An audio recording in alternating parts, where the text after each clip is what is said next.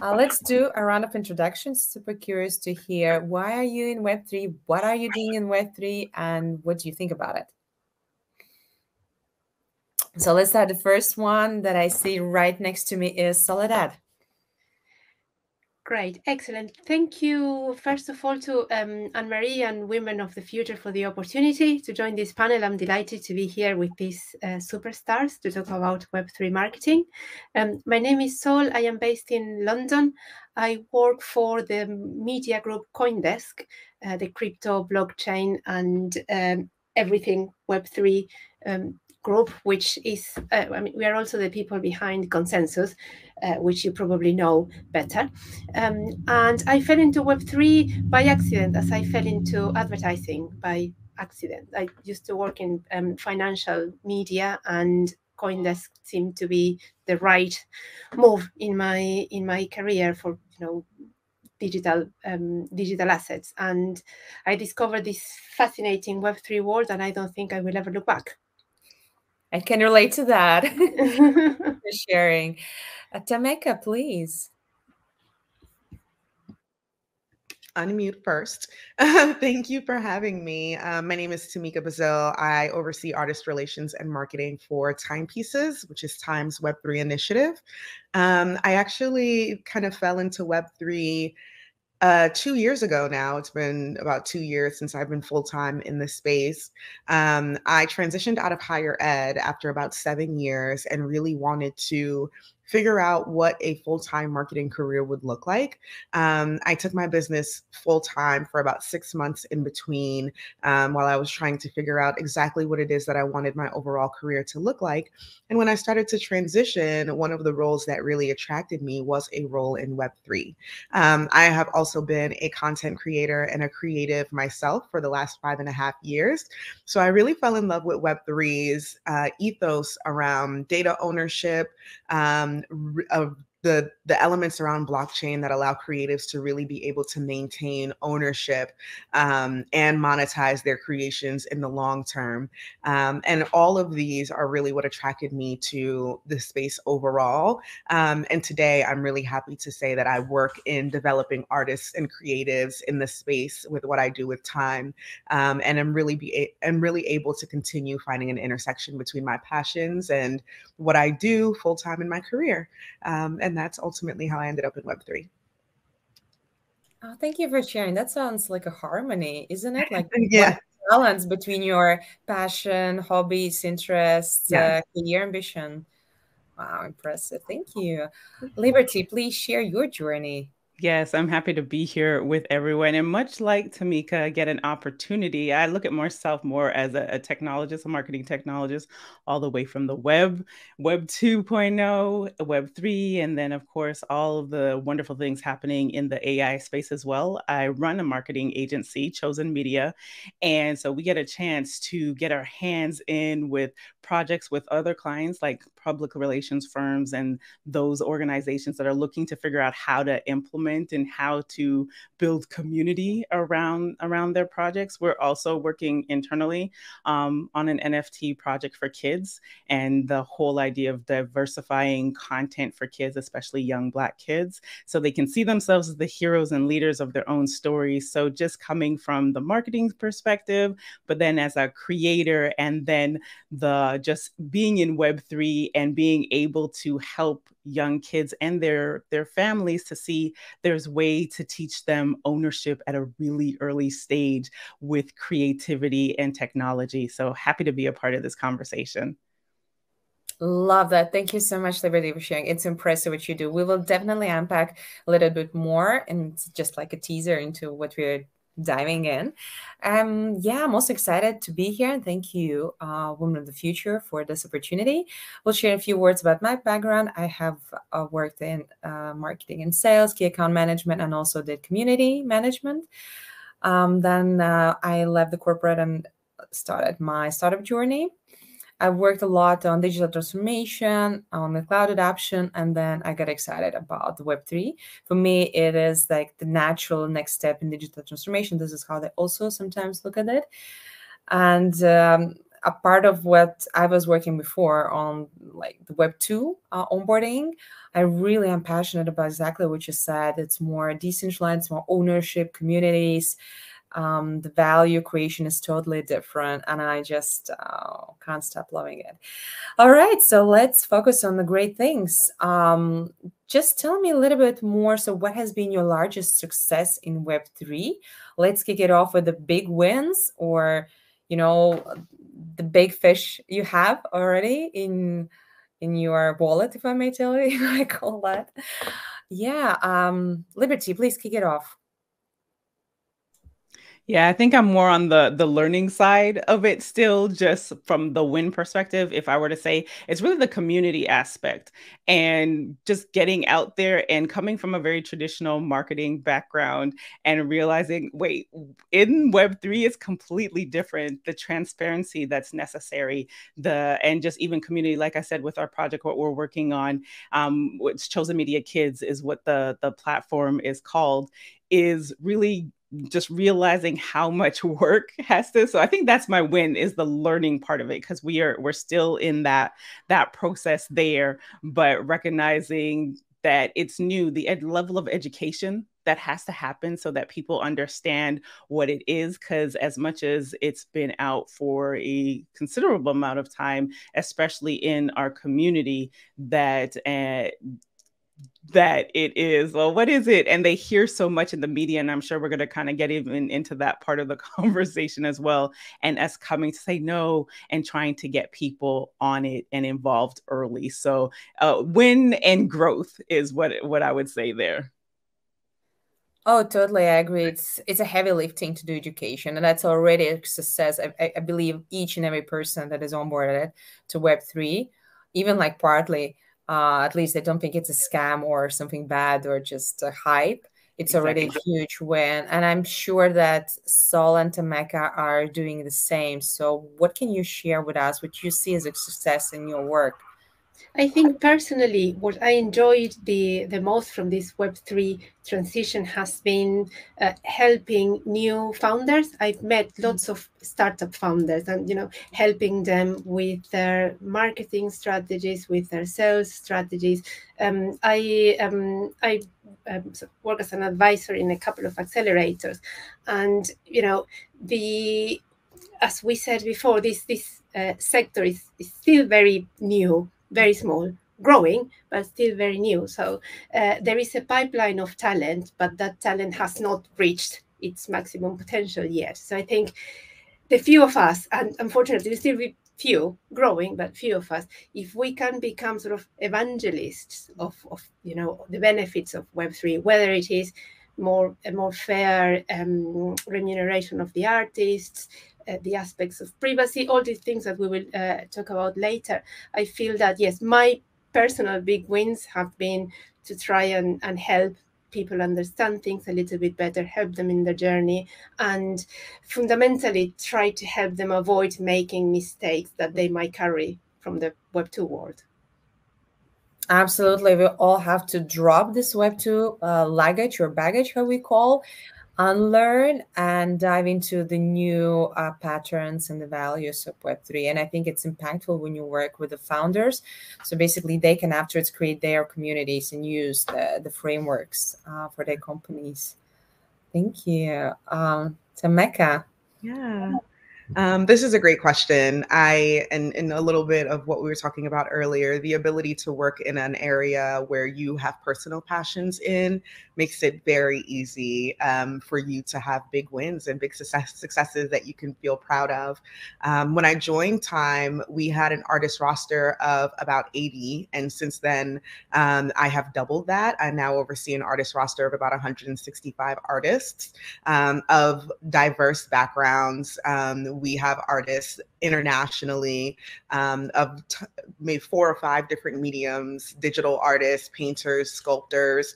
We even work with artists who were not traditionally Web3 artists or digital artists, but who entered the space because of the visibility that we were able to provide them, and being able to give creatives a platform where they can monetize their creations, and really be known for their talents, has been an exceptional part of my day-to-day. With this, I also oversee the Timepieces marketing efforts as well. And this year, we actually started leaning into a decentralized social strategy, which was an incredible opportunity for me to not only be able to work in my zone of genius, where I didn't have to create content around Web3 technologies and things that I just don't personally connect with. And instead, I was able to bring in another subsect of creators that could help us create Web3 social content around technology, around the business of Web3, around Web3 alpha, allow them to work in their zone of genius while still being able to serve our communities overall. So I would have to say that my largest success in this space is my ability to work with creators in a way that is more decentralized. It very much moves away from how Web 2 works with creators overall, right? In Web 2, social strategy is very much outward, where it is what I decide to create as the creator, and then I attract people who are attracted to my message, my mission, my vision, my direction. Whereas what I've done with Timepieces is that I have created a more decentralized connection with the Timepieces community, where I know I can't be the end-all be-all provider for everything that they need to remain engaged with the space. But that has also given me an opportunity to really be able to connect with creatives who can, and be able to provide a space that is clear on onboarding, clear for creatives, clear for children, and clear for developing the artist as well, while still being able to provide what the community needs, while providing opportunities for other creatives in the space as well. So that's been incredibly exciting. Incredible. Wow. Thank you so much.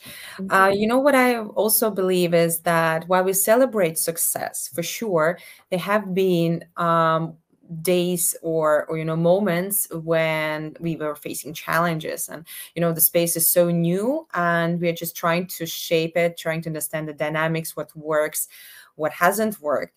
I'm just curious to hear from you along the way, what were, let's say, the challenges, the mistakes, if I may call it like that, or the things that just didn't work out. So people who are listening, who are just maybe beginning their Web3 journey, for them to learn what they should avoid or what they can avoid. If you tap into that, if you could do that. Thank you.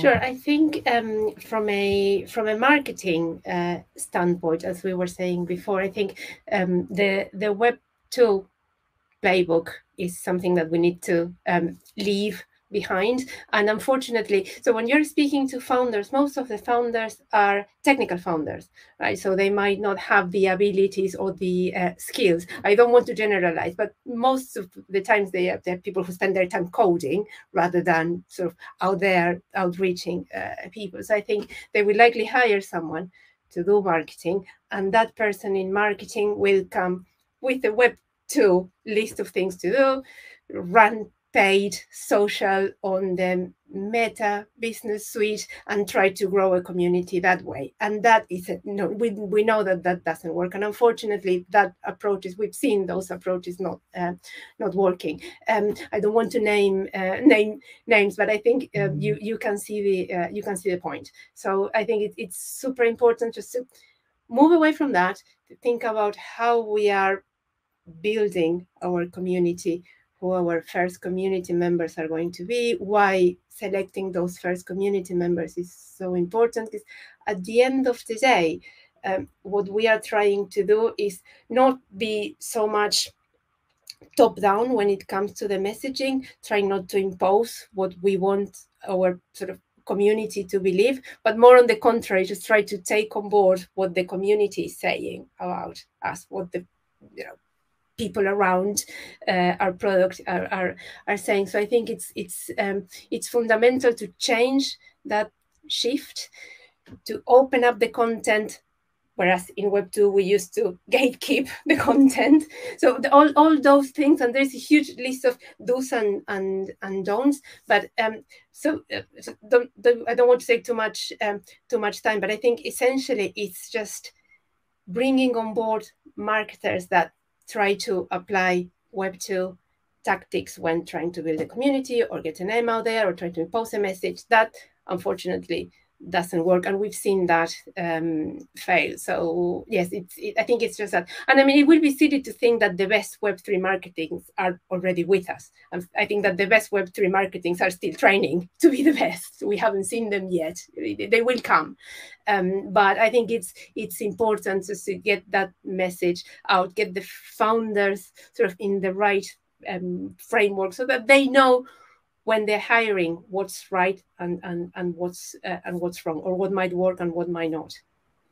Thank you so much. I hope they have joined and listening to this conversation. If I could chime in there, like even with what Sol said of the early adopters, or I'll use these terms of just like influencers and influencer market. Yes, marketers, because that's, while it's very much Web 2, but it's important to build, and I'll use it differently, is building those relationships with people who will then be able to share the message. So if I would say like learnings from what we've done is just getting very clear, or even walking the community through, here's what we want to do, and getting feedback. So that very much pulling from, and just terms that people may know, is like the UX experience of like taking people on the journey. That's where we find like people like that part of it, because you're building something not just for like, we're not just doing it. It's not one way, it's bringing everybody with us. So if that was like one of the biggest learnings is, and I like how Sol says, like, get rid of this Web 2. I'm going to like put that somewhere on my wall. So I'll get rid of the Web 2 mindset, and bridging that gap and making it fluid, because even though this conversation is around what's happening in Web 3, like it's reverberating into like what big corporations now realize, that they're top down, like that just throwing money at stuff is not necessarily working the same way, because of transparency, because of like Gen Z and all people just being just more critical of how their information and their data is being used. So there's an advantage actually to anyone who is in this space, because it's just going to blend over into the other areas. Thank you so much. That is well said. Tameka. I don't think there's anything that Sol and Liberty have said that I wouldn't have. I completely agree with them both. I think learning to, and I came from Web 2 into Web 3 as well. And with that required a mindset overhaul, right? Around how I prioritized the relationship with the community that we were building, or even how I was able to communicate directly with them when things did fall through. We have had plenty of times where we were planning a mint and the devs were cutting it close on time. Or we have had plenty of times where OpenSea just did not operate the way we expected it to.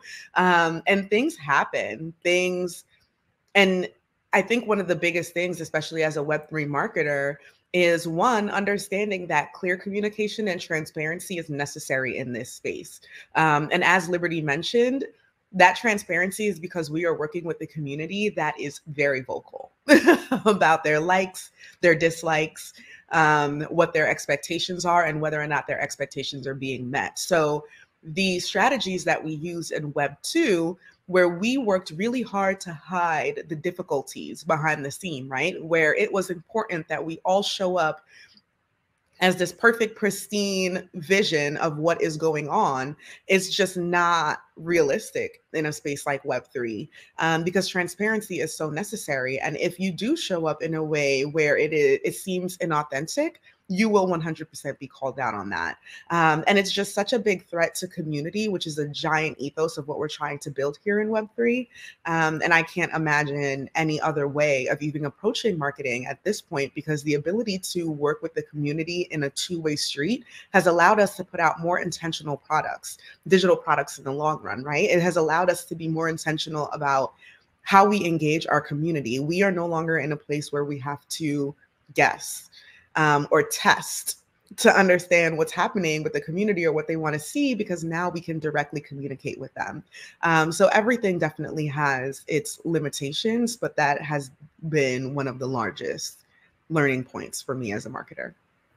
I love it. And you know what? I believe that even you are three different persons working kind of like three different industries, and you have different experiences, I see that like there's so much in common, like 80-90% what you're saying is overlapping, you're adding value to each other. And this is what fascinates me. I can speak about the Web3 marketing with the people from all around the world, and basically they're saying everyone the same things. But you know what? Let's dive in one level deeper, and let's talk a little bit about content decentralization. So what can you add to that point? I'm super curious to hear.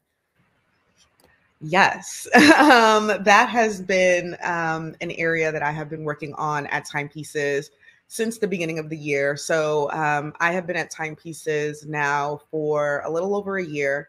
And as a marketer, and this is something that I'm sure a lot of Web3 projects can relate to, is we work on small cohesive teams, right? We have a lot of infrastructure to build from the ground up. And how we manage our socials has also been a very big learning opportunity for us over at Timepieces. When it comes to social media, operating in a decentralized capacity is just not anything that anyone has ever experienced in Web 2. But I needed an opportunity to be able to provide different sources of content for my community to be able to keep them engaged, regardless of what's going on with the market, right? And this is a really big element here, because we find that people are in Web3 for a lot of different reasons. But when the market tanks, sentiments tend to come out negatively. So we have to be strategic about how we engage our community to be able to keep them connected to the space, but also to be able to keep them hopeful in what these technologies can provide in the long run. I think we have been really an integral part of really decentralizing our social media strategy came down to, one, am I the best content creator for every facet of Web3 that our community wants to see? And that required a very honest depiction of myself, right? A self-internalization to say, no, I have my strengths as a marketer, as a content creator, as the head of artist relations. But also, does every topic around Web3 bring me joy? Am I the best person to really be having a lot of these conversations? So I really took point from a lot of incredible Web3 media brands like Rug Radio, NFT Now, to really start to assess what would look best for the Timepieces community without encroaching on what other media brands in the space are doing as well. And ultimately, what we came up with is we have a very engaged, very participative community of people. We established a community council, which was our first line of business, and we separated it into three distinct roles. So we have collectors, we have general community members, and we have artists who make up our community council. And ultimately, they are our eyes on the ground. They help us understand what is happening within our community, what is happening in the space, how do we strengthen the project overall. And then what I did was I lobbied members of the community council who were already having a lot of integral conversations on Twitter, right? Twitter threads were going viral. They have interest in blockchain technology and how contracts work. They have interest in what is coming to the space, what media brands or major brands are coming into the space. And I started to lobby and work with them and offer them an opportunity to, one, engage with our overall community. Currently, Timepieces has about 40,000 followers on Twitter, while still being able to position their own zone of genius, right? So this helps them build their own personal brands in the space, establish themselves as creators or influencers, as Liberty mentioned earlier, while being able to leverage the Timepieces community and engagement to really get important topics out there and start generating conversation. And that allowed me, one, to create a robust social calendar. We have ongoing shows on a weekly basis. We have created exceptional relationships with the creators behind those shows. And our community has learned to start to expect those creators to show up. And I think that that was one of the biggest wins, because then it allowed me to take a step back and continue focusing on artist development on the back end, and really being able to give our artists a lot more opportunity holistically instead of in one general direction. I think I'm a huge fan of what you guys have done in time, and how you have embraced Web3. And, we won't get started, how early you started taking payments in crypto for the magazine, or the Times Square project in the sandbox. I think it's a case study. It will be a case study, I think. But what you were saying about the communities and how important it is to listen what's happening in those communities and incorporate that feedback into our product, into what we are doing. So I think Web2 can claim that there is a one-to-one conversation with the user, but it's nothing like how it is in Web3, because consumers at the end of the day are owners as well, are part owners. And that's also something very important. I think you need to provide that community a path to ownership of assets, and at one point. But I think it's fundamental to listen to what's happening, not ignore what the communities are doing, because that at the end of the day is what your decentralized marketing department is looking like, right? I just wanted to add that thought. Oh, thank you, Sol. Liberty? I'm like taking notes from Tameka here, because like for us, we have essentially, it's like two audiences, right? So you've got the parents, because they're the ones who are going to help facilitate for the kids to be engaged. But then it's the kids and the entertainment value. So for us, I would say like we're still in the middle of that, where social wise, this is user generated, having kids submit some, there's a show we have with, the name is slipping me, like quiz questions, like random facts of animals and nature, because we're very STEM focused. And like, so for us, that's where it's like getting the kids to come in and submit their content. But as Tameka was just saying, of like those councils, that's where I'm like, you like literally unlock something for me there, of like for the parents. And that's where we can gather more of that. So I just wanted to echo like all of what Tameka said was fantastic, because there may be people out there who are watching and it's like, well, I don't just have one, it's not just one big community, and we're doing children, like we're doing children in education. So that's another layer of complexity that we're working through. Yeah, absolutely. Absolutely. Learning how to segment our community was a game changer, because then we understood that the community council needed to reflect those segments. So even down to the number of members that we have about 30 members, but they're not equal, right? So there's not an equal amount of collectors as there is artists, because we wanted it to accurately reflect the numbers that we were seeing in our overall community as well. And that has been exceptional for us getting just, I think at the foundational level, is just being intentional about not knowing it all and having a direct place to go to get the answer. And I think that that's something that we as marketers, especially in the Web2 sector, could not fathom doing, right? Because it was your responsibility to know it all, to do it all. And instead in Web3, being able to peel back the layers and say, well, who can we ask? Who can we talk to directly to get a clear understanding of what our community wants and what they're looking for? It just takes a lot of the guesswork out of it, and it creates a way more trusting relationship between collectors and community, as well as the project.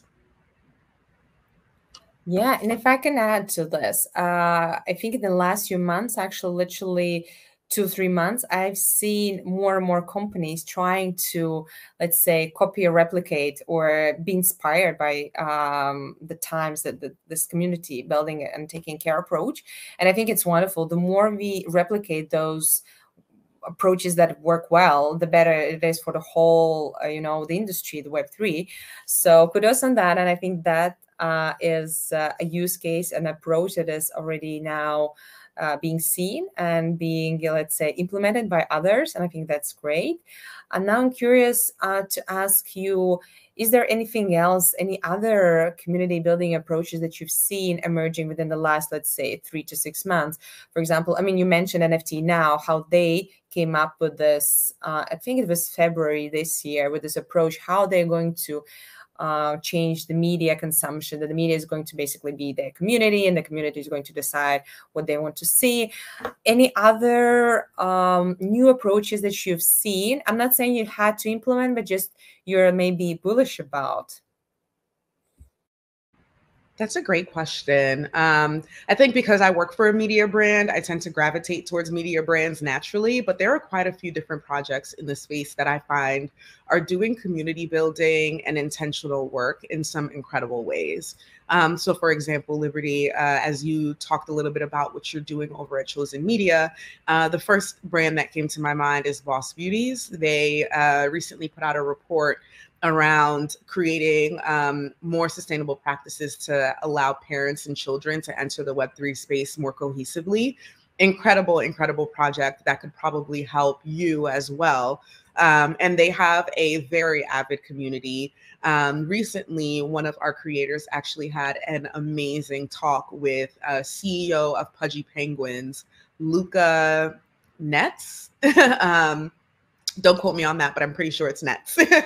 And that was an incredible conversation as well, because Luca really talked about how building the community around Pudgy Penguins was something that required a lot of different iterations of their strategy. And by the time they were really able to put together what they were wanting this to look like, they had already gone through a few iterations with such a close-knit community that the community felt invested in seeing the longevity of the project.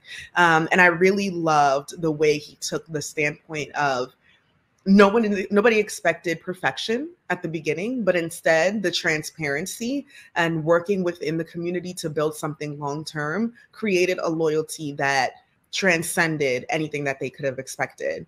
And with that, there are quite a few different projects that are doing such incredible work, utilizing their community to be able to be intentional about the future of the space and the future of the project itself.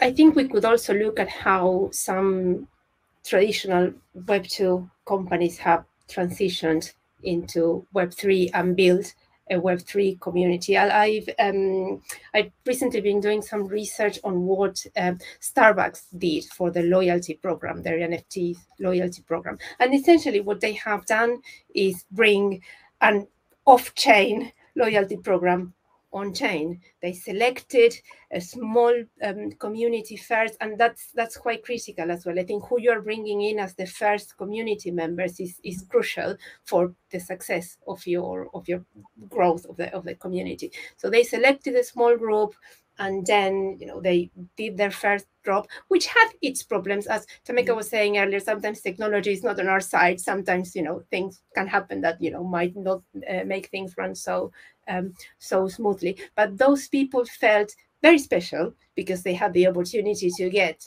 access to those NFTs. And then obviously they rocked up in value, needless to say. And then they also had the priority to purchase other NFTs, and they also have the opportunity to complete journeys. And when they complete those journeys, they can exchange them for rewards in real life and virtual as well. So I think the fact that a very sort of a consumer company has managed to build a Web3 community, and from the start has paid so much attention to who they were bringing in. I think that's quite, again, as an example, which, as I said before, it fails. If someone had to try to mint an NFT from the first mint, probably, had some problems. But anyway, it was a beta program, and you can argue that that's why beta programs are for, to allow you to fail and then sort of try again and do it properly. But this, I think, as the example with Time, Starbucks, PepsiCo, Nike, with what they have been doing around their, they made an acquisition. I think those are the ones that will bring mass adoption of Web3. I think that those are the ones that will look to build a community in Web3 and then sort of make it more accessible for everyone. And I also think it's an aspect of Web3 that is positive. Everything that's related to the creators economy is positive. Unfortunately, crypto has a bad reputational problem. People who don't know about Web3 think about crypto as, there's scams or crooks that want to take your money, or so I think that trying to focus on that side of the industry is a very positive thing, and at the end of the day, what will allow for mass adoption. Thank you, Soledad. And I would say that while I've been speaking primarily about the education part of like what we're working on, I also kind of pay attention to the like fashion and beauty and seeing how they're making a transition in that space. I think it was YSL earlier this year did something with just giving people dedicated email addresses for their drop, and then it gave them access to a gift. And it's just something so simple. And I look at like the simplicity and the seemingly low hanging fruit that will be able to just have people feel like a part of it. Like I'm now part of this unique experience, because experience is still a part of this as much as that we're talking about. It's the experience and how you're making the community feel at the end of the day. So that's just one example of like paying attention to what they're doing and then seeing how, bringing that into what we can do for the kids. Love it. Absolutely on top. It's really important to give something to your community before you expect them to buy from you. And an NFT drop, for example, that is so valuable for you, because you will see what that person is doing, because everything is on chain. So you will see the behavior, what the person is doing with that, whether they are trading it, they are promoting it. So that's giving something before you expect the customer to buy. I think that's a great way to build loyalty as well. If I could that's one Web2 thing that we can bring that with us into Web3. Absolutely. Or even giving them something for access to that data. I think that is one of the best things about things being on chain, is that, in Web2, we relied a lot on the consumer to respond. In order for us to fully understand their buying habits, their expectations of the product, things of that nature. But with this two-way street of how we communicate with consumers in Web3, us being able to access that data on chain deserves some sort of product or promotion or something where we can say, hey, like, let's build some sort of trusting relationship where we are not just profiting or benefiting off of your data, but instead we want to create a consistent relationship with you, where we now can award you for what you give us access to and what we can see on chain, making this a mutually beneficial relationship instead of one that only benefits the company or the brand. Absolutely. Thank you, Tameka. We are about to close our panel discussion. Maybe a few last words, few last remarks that you haven't shared yet and would like to share within 30 seconds. Shoot it out, please. I would say, and picking up from the last bit of the discussion, ethos and values are fundamental. The ethos and values of your brand that you want to communicate to the community, be clear. If you set the tone of your messaging, then your community will sort of follow without imposing, but they will follow the tone. And with regards to building the community and giving something to them, think about going beyond a transaction. Think that this isn't just a transactional relationship, it's a long-term relationship. Your consumer is part owner of your brand, and as part owner, it's much easier to retain a customer which feels like an owner. So I will leave you with that. And I will add, like, it's already been said, but just really reinforcing the community and just testing, like trying. Don't be afraid to try. Like the mindset shift that has been like an underlying tone of this conversation, and just like, okay, I'm just gonna try, and we'll throw it at a wall, and the community will let you know if it sticks or not. So testing, and don't be afraid to try. Absolutely agree on that. Thank you so much, ladies. It's been wonderful, insightful. I enjoyed it a lot. I hope our viewers as well. Yeah, thanks. And I think the next speaker is already ready to kick off. Thank you and see you soon. Bye-bye. Have a great day.